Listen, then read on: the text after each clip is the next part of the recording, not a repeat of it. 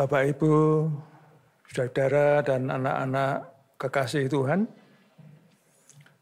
kebaktian kita kali ini adalah kebaktian persiapan kedua. Dalam rangka kita akan merayakan Hari Raya Persembahan yang pertama di tahun 2021 ini.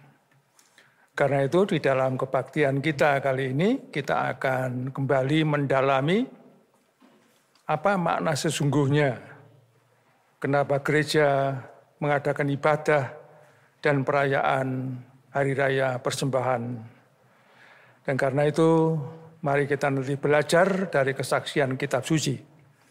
Dan untuk itu Bapak, Ibu, saudara, dan anak-anak milik Tuhan, kita ambil saat teduh sejenak.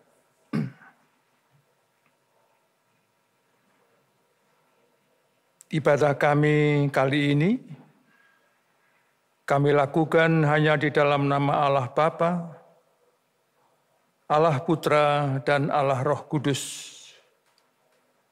Salam sejahtera yang datang daripada Allah Bapa dan Tuhan Yesus Kristus, menyertai kami senantiasa. Amin. Mari kita pujikan pujian dari pelengkap Kidung Jemaat nomor 15, bait yang pertama.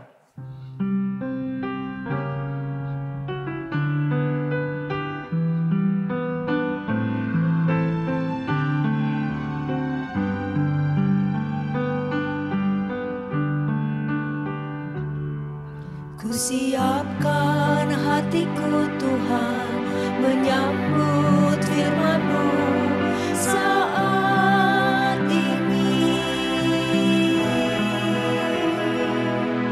Aku sujud menyembah Engkau dalam hadirat-Mu saat ini. Curahkanlah pengurapan-Mu kepada umat-Mu saat ini. Ku siapkan hatiku Tuhan mendengar firman-Mu. Firman-Mu Tuhan tiada berubah, sejak semulanya dan selama-lamanya tiada berubah.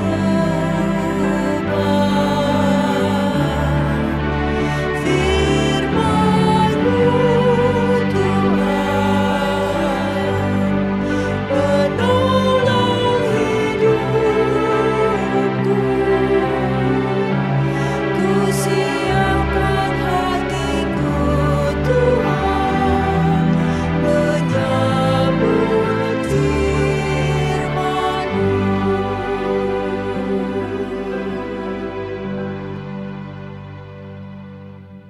Mari kita berdoa.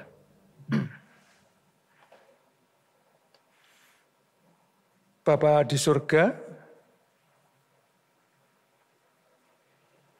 kebaktian kami kali ini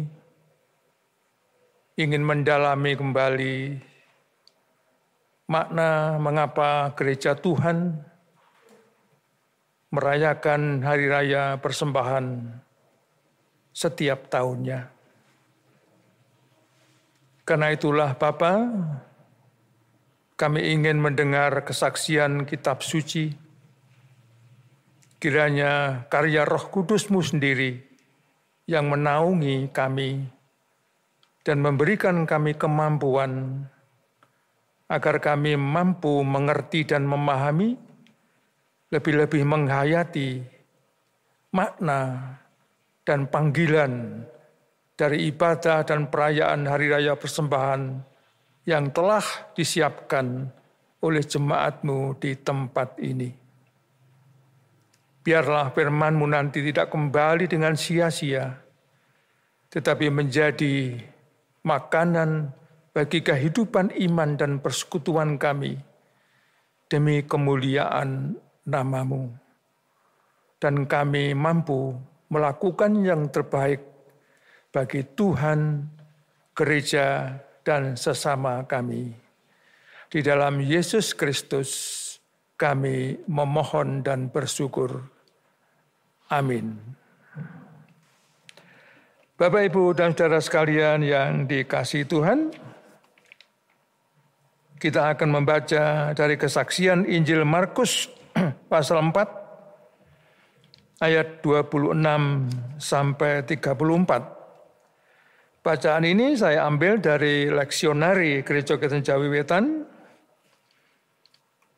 Bacaan untuk hari Sabtu mendatang. Markus 4 ayat 26 sampai 34.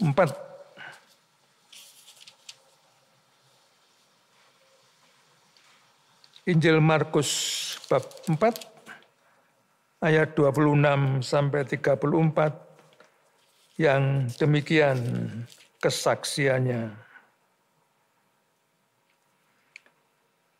Perumpamaan tentang benih yang tumbuh. Lalu kata Yesus, beginilah hal kerajaan Allah itu, seumpama orang yang menaburkan benih di tanah. Lalu pada malam hari ia tidur, dan pada siang hari ia bangun. Dan benih itu mengeluarkan tunas, dan tunas itu makin tinggi. Bagaimana terjadinya tidak diketahui orang itu. Bumi dan dengan sendirinya mengeluarkan buah. Mula-mula tangkainya, lalu bulirnya, kemudian butir-butir yang penuh isinya dalam bulir itu. Apabila buah itu sudah cukup masak, orang itu segera menyabit sebab musim menuai sudah tiba. Katanya lagi, dengan apa hendak kita membandingkan kerajaan Allah itu? Atau dengan perumpamaan manakah hendaknya kita menggambarkannya? Hal kerajaan itu seumpama biji sesawi yang ditaburkan di tanah. Memang biji itu yang paling kecil daripada segala jenis benih yang ada di bumi. Tetapi apabila ia ditaburkan, ia tumbuh dan menjadi lebih besar daripada segala sayuran yang lain dan mengeluarkan cabang-cabang yang besar, sehingga burung-burung di udara dapat bersarang dalam naungannya. Dalam banyak perumpamaan yang semacam itu, ia memberitakan firman kepada mereka sesuai dengan pengertian mereka. Dan tanpa perumpamaan, ia tidak akan berkata-kata kepada mereka. Tetapi kepada murid-muridnya, ia menguraikan segala sesuatu secara tersendiri. Demikian kesaksian firman Tuhan. Berbahagia kita yang mendengar dan menyimpan di dalam hatinya. Amin. Bapak, Ibu, saudara-saudara, dan anak-anak milik Tuhan, Sokrates, seorang filosof Yunani yang hidup pada tahun 469 sampai 399 sebelum Masehi, adalah seorang pemikir dan pejuang moral yang hebat. Dia mencoba menyelamatkan kaum muda dari kemerosotan moral sebagai akibat dari kebobrokan segala bidang yang melanda masyarakat kota Athena pada zaman itu. Dengan caranya sendiri, Sokrates memberdayakan kaum muda Athena dengan menjadikan mereka kritis dan mampu mewujudkan potensi-potensi yang mereka miliki menjadi suatu kenyataan. Namun para penguasa masyarakat Athena tidak sepaham dengan Sokrates. Dan modusnya merusak generasi muda dengan ajarannya dan dia harus mati. Sokrates pun dipaksa meminum racun yang mematikan, walaupun ajarannya tetap abadi dan besar seperti pohon aras yang tinggi. Jemaat milik Tuhan, dalam sejarah umat manusia, banyak sekali orang yang mengalami nasib seperti Sokrates, yang menderita selama hidup, bahkan mengorbankan jiwa mereka demi kebenaran, keadilan, dan perdamaian. Kita bisa ambil contoh misalnya Nelson Mandela, pemimpin kulit hitam di Afrika Selatan yang pernah mendapat hadiah Nobel perdamaian, sempat mendekam di penjara belasan tahun. Uskup Agung Oscar Romero dari San Salvador mati ditembak karena melawan rezim pemerintah diktator. Sekarang menjadi simbol pejuang demokrasi yang besar. Di Indonesia sendiri misalnya, Bapak Ibu masih keingetan, Marsinah,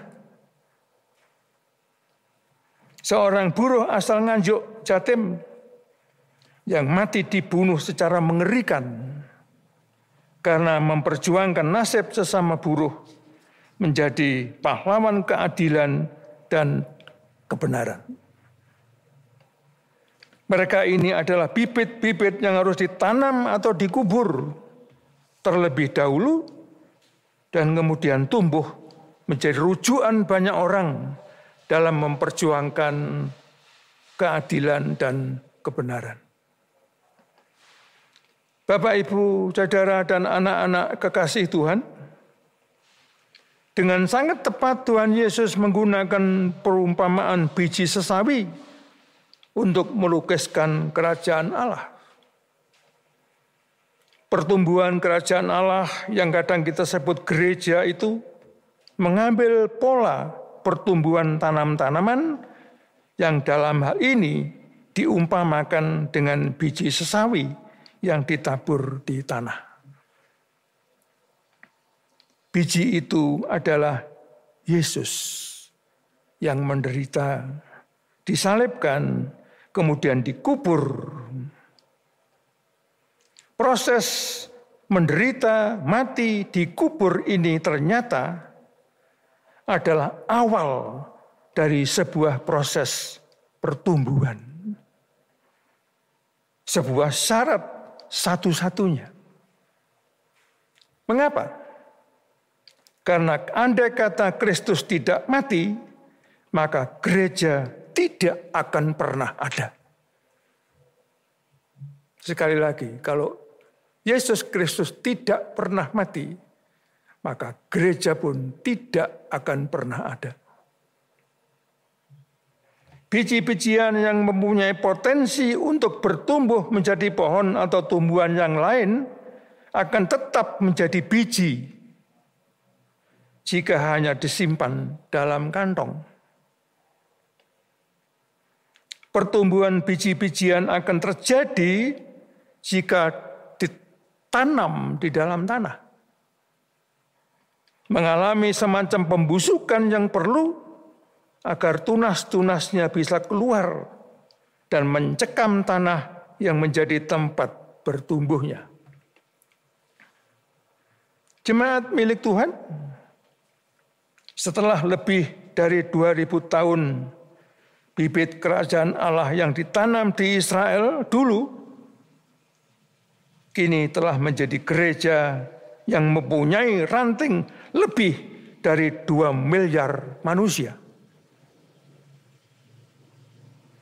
Gereja tampil menjadi institusi atau menjadi organisasi yang demikian besar dan juga sangat berpengaruh. Matius 4 ayat 32 bersaksi, ia tumbuh dan menjadi besar dari segala sayuran yang lain dan mengeluarkan cabang-cabang yang besar, sehingga burung-burung di udara dapat bersarang dalam naungannya. Gereja hadir di dalam 5 benua, di dalam ratusan bangsa dan suku yang ada di dunia, dalam ratusan ribu lembaga duniawi, serta mengemban tugas dan berjuang untuk menghasilkan buah berlimpah bagi kehidupan manusia, yakni keadilan dan kebenaran. Namun demikian, Bapak, Ibu, saudara, dan anak-anak milik Tuhan, kehadiran gereja di dunia ini tidak serta-merta diterima begitu saja. Di berbagai tempat gereja bisa hadir, tapi tidak dapat berkembang karena berbagai alasan.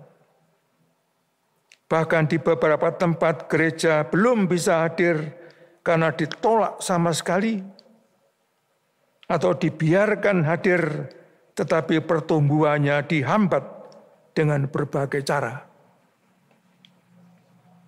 Kehadiran dan pertumbuhan gereja yang sulit seperti ini sudah merupakan suatu keharusan. Karena hal yang sama sudah dialami oleh Kristus terlebih dulu. Beliau ditolak sebagai Mesias yang dinantikan, bahkan disalib mati dan dikuburkan. Dengan kata lain, Kristus dihabisi total. Namun ajaib, penolakan total ini justru menjadi penyemai gereja yang kemudian menjadi alat di tangan Tuhan guna menyemaikan sang benih, yaitu Yesus Kristus, di ladang umat manusia, dan bertumbuhlah gereja-gereja yang lain. Pengalaman Rasul Paulus pun tidak berbeda. Dia pun mengalami penderitaan yang hebat, dicurigai, difitnah, ditangkap, dan dipenjarakan.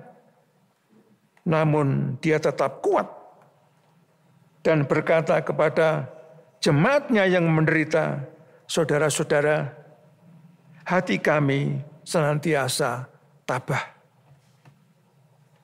2 Korintus 5 ayat 6. Bapak, Ibu, saudara, dan anak-anak milik Tuhan, dengan menjadi gereja atau dengan menjadi orang Kristen, maka kita dapat memahami bahwa penderitaan adalah juga sebuah nilai. Sekali lagi, dengan menjadi gereja atau menjadi orang Kristen, maka kita dapat memahami bahwa penderitaan adalah juga sebuah nilai. Banyak orang yang melihat penderitaan, kesulitan, perjuangan sebagai sesuatu yang melulu negatif. Dan karena itu harus dihindarkan dan kemudian mengagung-agungkan kenikmatan, sukses, kekayaan, dan kekuasaan. Dalam kenyataan hidup, tak ada seorang pun yang selalu merasa gembira atau sama sekali bebas dari kesulitan, kerepotan, dan penderitaan. Siapapun orangnya, tanpa pandang bulu. Tak seorang pun yang mengalami sukses dalam hidup dan karier profesionalnya tanpa perjuangan yang berat. Orang-orang besar yang mencapai kebesarannya karena mereka besar dalam menghadapi tantangan hidup. Sekali lagi, orang-orang besar yang mencapai kebesarannya karena mereka besar dalam menghadapi tantangan hidup. Dan gereja pun menjadi besar. Karena gereja pernah dicampakkan ke dalam tanah. Dikubur, bertumbuh, dan mendapat siraman air dan pupuk perhatian, lalu kemudian membuahkan banyak hal dalam hidup manusia sepanjang zaman. Gereja yang dulu hanya 12 orang dan pernah dicampakkan ke dalam tanah, dan akhirnya sekarang punya cabang ranting lebih dari 2 miliar manusia.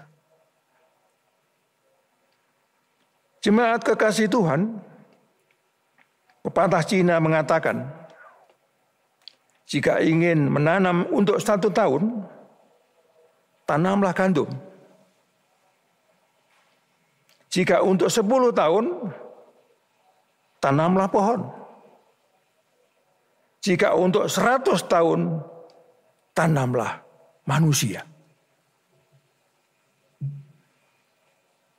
Inilah yang pernah dilakukan oleh Yesus Kristus.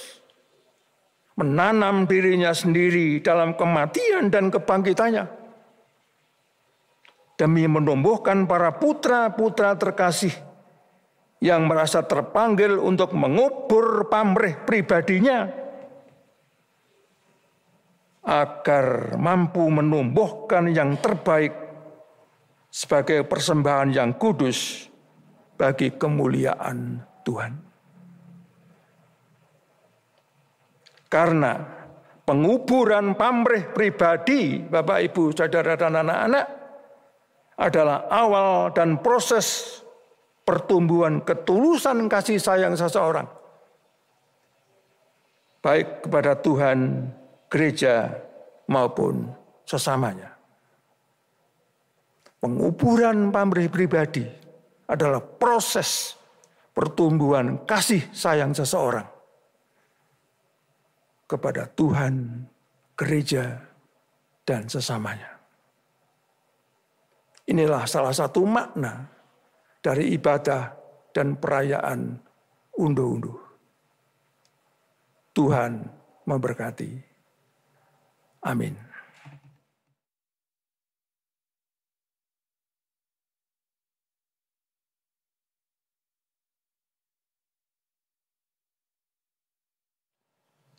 Mari kita pujikan sambil kita mempersembahkan persembahan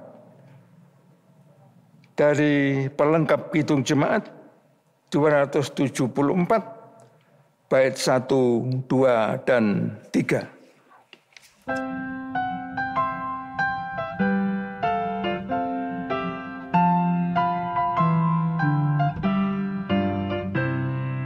Pakailah untuk anugerah Tuhanmu, hidupmu singkat bagaikan kembang. Mana benda yang kekal di hidupmu, hanyalah kasih tak akan lekang. Tiada yang bakal di dalam dunia, segala yang indah pun akan lenyap. Namun kasih-Mu demi Tuhan Yesus sungguh bernilai dan tinggal tetap.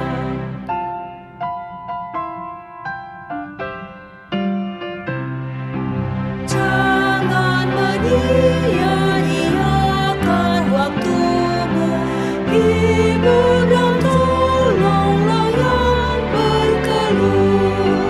Biarlah lampumu terus bercahaya, muliakanlah Tuhan di hidupmu. Tiada yang bakal di dalam dunia, segala yang indah pun akan lenyap. Namun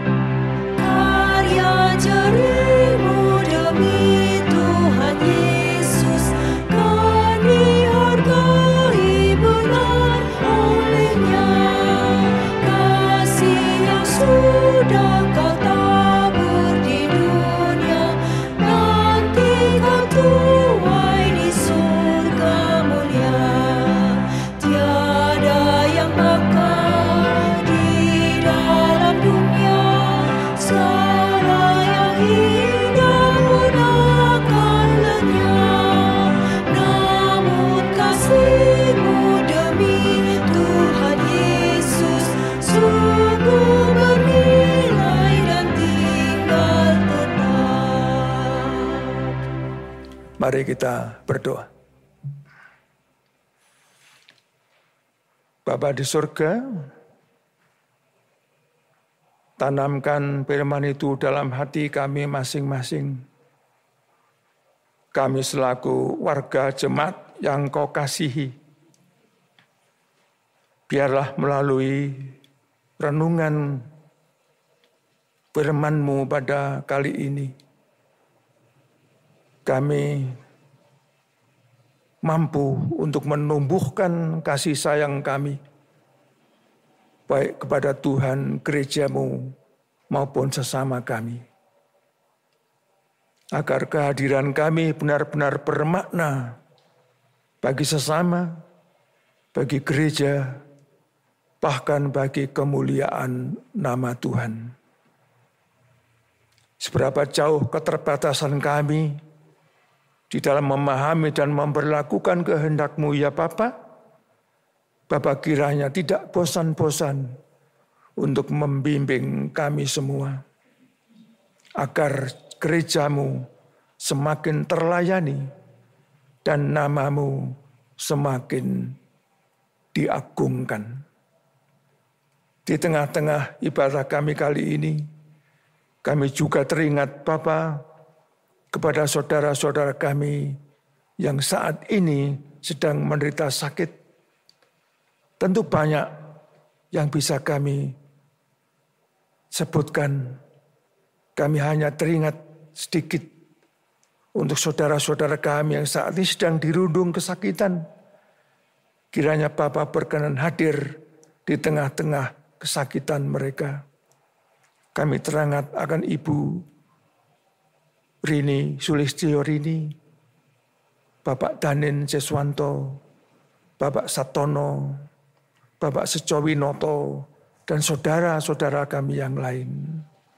Tentu mereka berharap ya Bapak, bahwa sesakit yang sedang diderita ini tentu akan mengganggu kesehatan mereka, baik tubuh maupun jiwanya.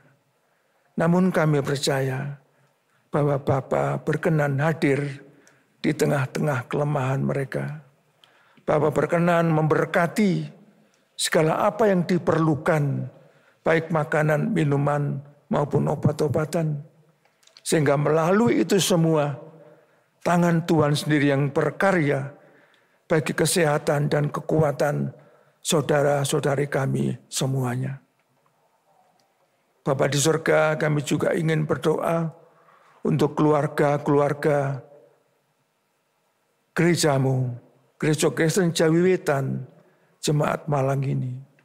Di dalam aktivitas mereka sehari-hari, kiranya Bapa memberikan mereka kemampuan lahir dan batin, agar mereka mampu untuk melakukan tugas sehari-hari mereka dengan penuh sukacita dan tanggung jawab. Demikian pula anak-anak kami dimanapun mereka berada. Kiranya Bapa sendiri yang memberikan roh keberanian, roh ketahanan, agar supaya mereka mampu menjadi putra-putra terkasih Tuhan sendiri, yang berani mengabarkan Injil keselamatan Tuhan di tengah-tengah lingkungan mereka, melalui sikap hidup mereka sehari-hari. Bapa, kami juga ingin berdoa bagi pemerintah dan negara kami. Kiranya Bapa sendiri memberikan roh kebijaksanaan bagi para pemimpin negara kami, dari tingkat pusat sampai pedesaan. Lebih-lebih di dalam mencegah penularan COVID-19. Bapa, tidak ada satupun kekuatan di dunia ini yang mampu melakukannya, kecuali kuasa dan kasih sayang Tuhan sendiri kepada dunia ini dan segala ciptaan Bapa. Kiranya Bapa berkenan menyertai para pemimpin kami dari tingkat pusat sampai pedesaan, agar mereka mampu mengatasi pandemi ini dengan roh kebijaksanaan anugerah Bapa, agar supaya kasus penularan COVID ini segera berhenti dan kami anak-anak-Mu bisa tetap bekerja dengan sungguh-sungguh dan penuh sukacita bagi kemuliaan nama-Mu dan bagi sarana berkat bagi sesama kami. Bapa di surga, kami juga ingin berdoa untuk saudara-saudara kami yang dengan penuh sukacita dan setia mempersembahkan segala kemampuan, pikiran, harta bagi pelayanan gereja-Mu di tempat ini. Kami percaya Bapa, bahwa Engkau menyertai pelayanan mereka sebagaimana Engkau menyertai kami di tempat ini. Pelayanan kami di tempat ini juga menjadi salah satu ungkapan cinta kasih kami kepada Tuhan sendiri. Pada saatnya nanti Tuhan, kami juga akan mempersembahkan persembahan ini bagi kemuliaan nama-Mu. Kiranya Engkau sendiri Tuhan yang akan memberkati dan mempergunakan persembahan kami ini bagi kemuliaan nama-Mu sendiri, bagi berlakunya pelayanan kami di tengah-tengah jemaat-Mu. Pada saatnya nanti kami juga akan meninggalkan tempat ini untuk pulang ke tempat kami masing-masing.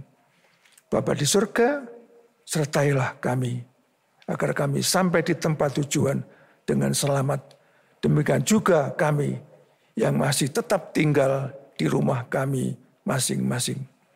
Di dalam Yesus Kristus kami memohon dan mengucap syukur. Amin. Bapak Ibu, kita pujikan kidung pelengkap kidung jemaat 241 bait 1 dan 3. Tak kutahukan hari esok.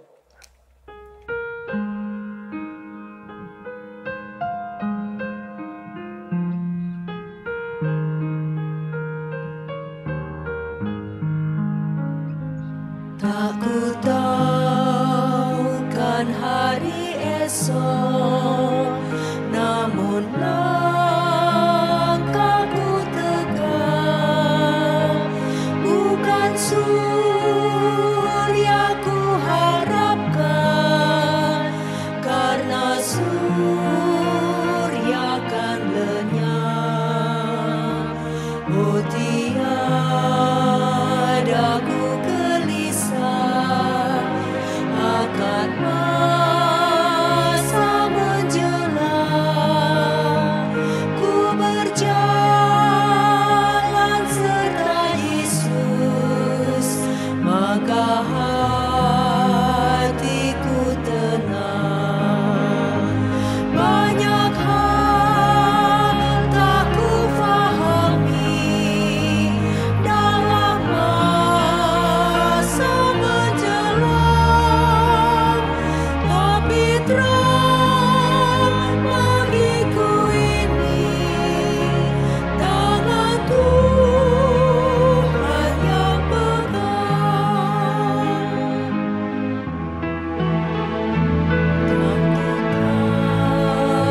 Tak kutahukan hari esok, mungkin langit kan gelap, tapi Dia yang berkasihan melindungiku tetap. Meski susah perjalanan, gelombang dunia menderu, dipimpinnya ku bertahan sampai akhir langkahku. Banyak hal tak ku fahami dalam masa menjelang, tapi terang bagiku ini tangan Tuhan yang pegang. Mari kita mohon berkat Tuhan. Kasih karunia Tuhan Allah Sang Putra, kasih setia Allah Bapa, dan kuat kuasa Allah Sang Roh Kudus menyertai kita senantiasa. Amin. Demikian Bapak, Ibu, Saudara, dan anak-anak milik Tuhan, kebaktian kita kali ini, dan mudah-mudahan apa yang kita renungkan kali ini menjadi bekal bagi kita untuk semakin sukacita dan tulus mempersembahkan yang terbaik bagi kemuliaan nama Tuhan. Terima kasih.